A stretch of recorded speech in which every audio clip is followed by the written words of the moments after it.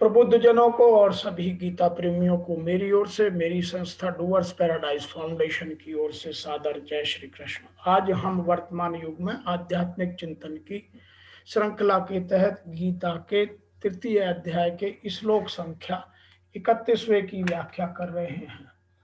इसमें पूर्व श्लोक में अपना मत सिद्धांत बताकर अब भगवान आगे के श्लोक में अपने मत की पुष्टि करते हैं और कहते हैं कि यदि मनुष्य सब कुछ मुझ में समर्पित कर दे और इस भगवत सिद्धांत के अनुसार बरतने में भी मुक्ति होती है, जिसको ऋषि वेदव्यास जी ने कुछ इस तरह से लिखा है।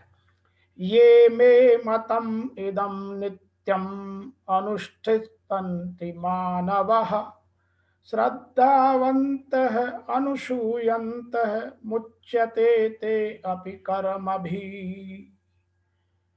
अर्थात जो मनुष्य देह दृष्टि से रहित और श्रद्धा युक्त होकर मेरे इस मत को सदा आचरण करते हैं, अनुसरण करते हैं, वे भी संपूर्ण कर्मों से छूट जाते हैं। The man who constantly practice this teaching of mine with faith and without cavilling, they too are liberated from the actions।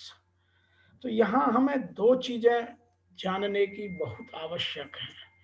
Number 1 है कि दृष्टि, देह दोष दृष्टि, किसी में दोष न निकालना। जो लोग दूसरों में दोष निकालते रहते हैं वह कभी अपने बंधनों से मुक्त नहीं होते, क्योंकि वह आसक्ति भाव से ऐसा आचरण करते हैं। दूसरा है श्रद्धा युक्त। भगवान के प्रति सच्ची श्रद्धा होनी चाहिए, केवल ये नहीं कि बस मैं दिखाने के लिए कुछ काम कर रहा हूं और उससे मुझे अन्य चीजों से कोई मतलब नहीं है। भगवान का मत तो उत्तम है, पर भगवान कितनी आत्मश्लाघा, अभिमान की बात कहते हैं कि सब कुछ मेरे को ही समर्पण कर दो, अथवा यह मत तो अच्छा है कि कर्मों के द्वारा भगवान प्राप्ति कैसे हो सकती है।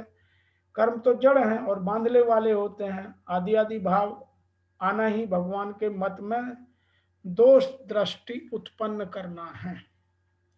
साधक को भगवान और उनके मत दोनों ही दोष दृष्टि नहीं करनी चाहिए। वास्तव में सब कुछ भगवान का ही है, परंतु मनुष्य भूल से भगवान की वस्तुओं को अपनी मानकर बंध जाता है और ममता कामना के वश में होकर दुख पाता रहता है। यहाँ एक बात और भी है। यहाँ नित्यम और मतम का विश्लेषण नहीं, प्रत्युतः अनुष्ठन्ति पद का विशेषण है। कारण है कि भगवान नित्य है, अतः उससे संबंधित समस्त वस्तुएं भी नित्य ही हैं। भगवान का मत भी नित्य है। भगवान का मत सर्वोपरि सिद्धांत है और सिद्धांत वही होता है जो कभी मिटता नहीं। अतः भगवान का मत तो नित्य है और उसका अनुष्ठान भी नित्य होना चाहिए। इसीलिए यहाँ क्रिया विशेषण नित्यम पद देने का तात्पर्य है भगवान के मत पर नित्य निरंतर अर्थात सदैव सदैव स्थित रहना ही उसके अनुसार है। यहाँ एक प्रश्न पैदा होता है कि भगवान का मत क्या है और उसका सदा अनुष्ठान कैसे किया जाए। मिली हुई उत्तर है इसका, मिली हुई कोई वस्तु अपनी नहीं है।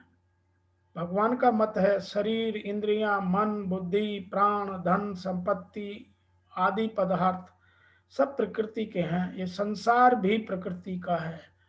यह भी माया से मेरे द्वारा जन्य है। यह गीता में साफ, यह रामचरितमानस में बाबा तुलसीदास ने भी लिखा है, तब प्रेरित माया उपजाए। ये भगवान ने अपनी माया को आगे बढ़ाने के लिए, इस प्रकृति को आगे बढ़ाने के लिए माया से कहा कि तुम जाकर के प्रकृति को इन 5 तत्वों से उत्पन्न करो। तो सभी वस्तुएं परमात्मा की हैं तथा परमात्मा का अंश होने से स्वयं भी परमात्मा की एकता है। अतः वस्तुएं व्यक्तिगत अपनी नहीं, प्रत्युत इनके उपयोग का अधिकार व्यक्तिगत है। इसके सिवाय सद्गुण, सदाचार, त्याग, वैराग्य, दया, धर्म, क्षमा आदि भी व्यक्तिगत नहीं है, प्रत्युत भगवान के हैं। यह देवीय संपत्ति है और भगवान प्राप्ति की संपत्ति होने से भगवान की ही है। यदि ये सब सद्गुण, सदाचार आदि अपने होते तो इन पर हमारा पूर्ण अधिकार होता और हमारी संपत्ति के बिना किसी दूसरे को इनकी प्राप्ति न होती, किंतु ऐसा नहीं है। इनका अपना मानने पर भी तो अभिमान होता है और वह अभिमान ही आसुरी संपत्ति है। जो वस्तुएं अपनी नहीं उनको अपना नहीं मानना चाहिए। यह गीता बार बार हमें आदेश देती है, उपदेश देती है, सिखाने का प्रयास करती है, जिसका एकमात्र उद्देश्य आध्यात्म तत्व अर्थात परमात्मा की प्राप्ति ही है। ऐसा साधक यदि गंभीरता पूर्वक विचार करे तो उसे स्पष्ट रूप से समझ आएगा कि मिली हुई कोई भी वस्तु अपनी नहीं है, प्रत्युत बिछुड़ने वाली होती है। शरीर, पद, अधिकार, शिक्षा, योग्यता, धन, संपत्ति, जमीन, जायदाद, स्त्री, बच्चे, सब कुछ मिला है, संसार से ही मिला है और संसार के लिए है। मिली हुई वस्तुओं को चाहे संसार का कार्य करने में, चाहे प्रकृति को आगे बढ़ाने में और प्रकृति का कारण माने, चाहे भगवान को उसका स्वामी माने, पर सार की बात यही है कि वह अपनी नहीं है। और जो वस्तुएं अपनी नहीं हैं वह अपने लिए कैसे हो सकती है। अर्थात यही यहाँ बार बार समझाने का और हमें बताने का प्रयास गीता करती रहती है। यही समझना गीता को समझना कहा जाता है। मैं यहाँ एक बात और भी कहना चाहता हूँ कि भगवान श्री कृष्ण जिज्ञासु अर्जुन को, अर्थात जो जिज्ञासु हैं वो सभी अर्जुन हैं। हम यदि अपने उद्धार के लिए जिज्ञासु हैं तो हम भी अर्जुन हैं। जो कोई मनुष्य देह दृष्टि से, जो कोई मनुष्य दोष दृष्टि से रहित होकर श्रद्धा भाव से, समर्पण से संयुक्त हुए सदा मेरे इसके मन के अनुसार बरतते हैं, अर्थात कार्य करते हैं, वे पुरुष भी संपूर्ण कर्मों से छूट जाते हैं। योगेश्वर का यह आश्वासन किसी हिंदू, मुसलमान, ईसाई, सिख, बौद्ध के लिए नहीं अपितु मानव मात्र के लिए है। उनका मत है कि हम सब अपने आसुरी संपत्तियों से युद्ध करें और उनसे युद्ध कर अपने आप को अजेय बनाकर आत्मा का परमात्मा में मिलन करा दें। ऐसा प्रतीत होता है कि यह उपदेश युद्ध वालों के लिए है, ऐसा नहीं है। अर्जुन के समक्ष सौभाग्य से विश्व युद्ध की संरचना थी। हमारे अपने सामने तो कोई युद्ध नहीं है, फिर हम गीता के पीछे क्यों पड़े हुए हैं? हम गीता क्यों पढ़ना चाहते हैं? हम गीता से क्या पाना चाहते हैं? क्योंकि कर्मों से छूट जाने का उपाय तो युद्ध करने वालों के लिए है। वस्तुतः यह अंतर्देश ही लड़ाई है। क्षेत्र और क्षेत्रज्ञ का, विद्या और अविद्या का, धर्म क्षेत्र और कुरुक्षेत्र का संघर्ष ही युद्ध है। आप जो जो ध्यान में, चित्त में निरोध करेंगे तो विजातीय प्रवृत्ति बाधा के रूप में प्रत्यक्ष होती हैं, भयंकर आक्रमण करती हैं। उनका समन करते हुए चित्त का निरोध करते जाना ही युद्ध है।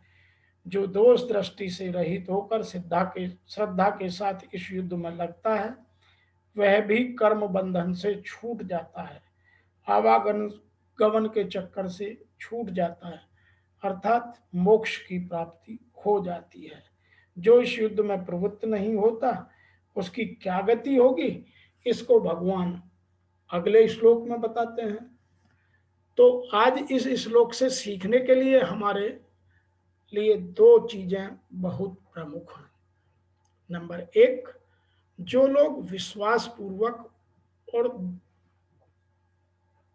दोष पाए बिना हमेशा मेरे इस दृष्टिकोण का पालन करते हैं, जो इसमें ना कोई शंका करते हैं, ना इसमें अपनी कोई कुतर्क लगाते हैं, और श्रद्धा और विश्वास के साथ इसका पालन करते हैं, वे सब भी इस कर्म बंधन से मुक्त हो जाते हैं।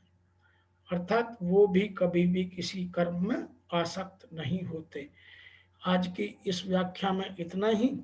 आपसे फिर शीघ्र मिलेंगे अगले श्लोक की व्याख्या लेकर। तब तक के लिए आपको मेरी ओर से और मेरी संस्था डूअर्स पैराडाइज फाउंडेशन की ओर से ओम नमो भगवते वासुदेवाय नमः। जय श्री कृष्ण।